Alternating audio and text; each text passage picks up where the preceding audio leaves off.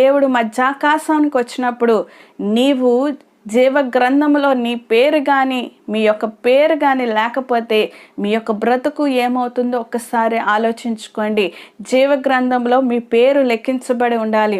జీవ గ్రంథంలో మీ పేరు లేకపోతే నువ్వు దేవుని రాజ్యంలో కానీ దేవునితో కలిసి జీవించే అవకాశం కానీ ఉండదు. నీవు జీవ గ్రంథంలో మీ పేరు లెక్కించబడాలంటే మీ యొక్క జీవితము పరిశుద్ధంగా ఉండాలి. మీ యొక్క జీవితము దేవుని చేతిలో పెట్టబడి ఉండాలి. దేవుని యొక్క రక్తములో అది కడగబడితేనే కానీ మీరు పరలోక రాజ్యములో కానీ జీవ గ్రంథములో కానీ మీ పేరు లెక్కించడానికి అర్హులు కోల్పోతారు. కాబట్టి ఈ విషయాన్ని మీరు గమనించండి.